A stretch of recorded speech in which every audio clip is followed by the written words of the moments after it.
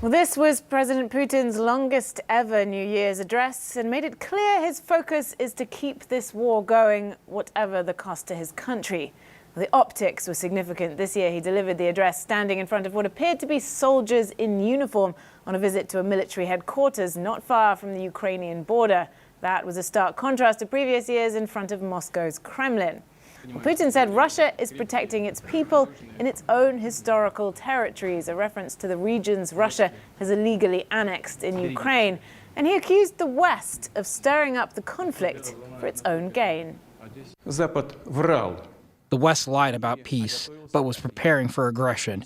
And today they openly admit it without shame. And they cynically use Ukraine and its people to weaken and split Russia. We have never allowed and never will allow anyone to do this.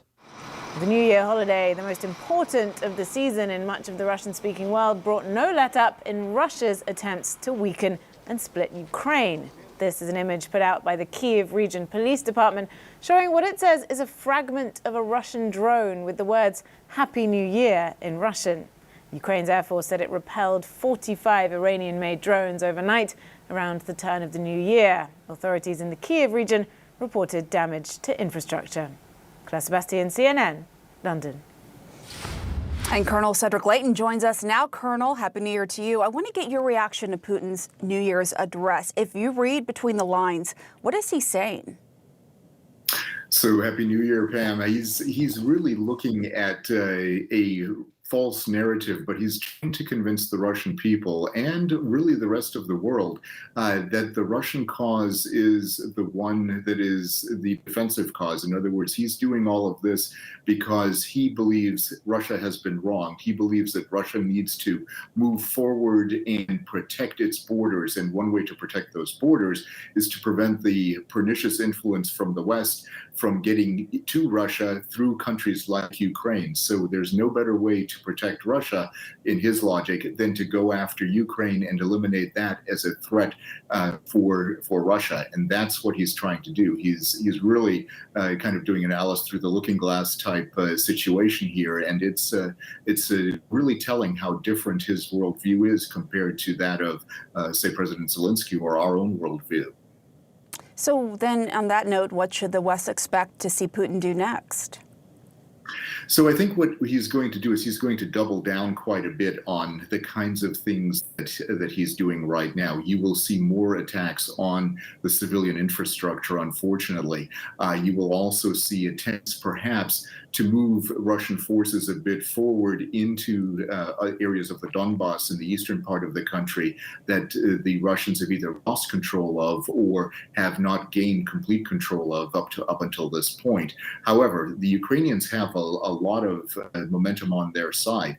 They also have the ability to use their logistical supply chain much better than the Russians do. So the Russians are going to have some considerable difficulties trying to reach their war aims, but Putin is going to try to leverage as many different things that he can in order to, at the very least, reach a stalemate in this war. Hopefully he won't be able to do that, but that is his definite goal.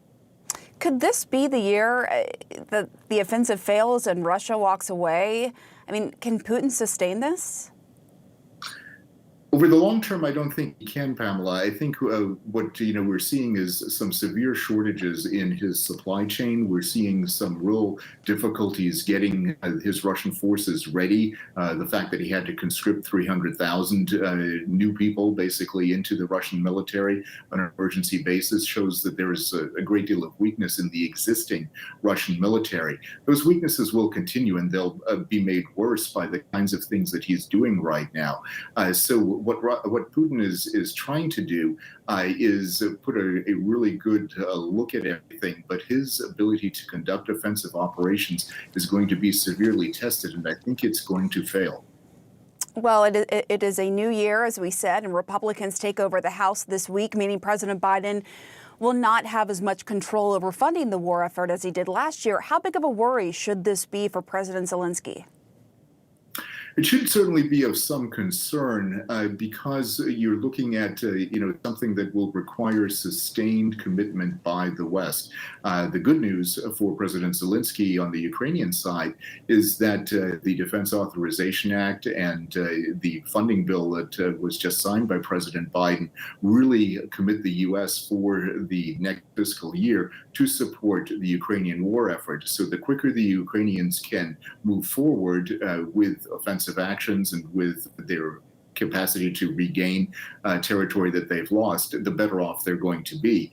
So it is of some concern, and the longer it takes for the Ukrainians to achieve their goals, the more difficult things could potentially become with the Republican-controlled Congress. But certainly the Ukrainians are in a pretty good place right now, especially with NATO's support and the continued support of the U.S. military and the U.S. infrastructure to support them.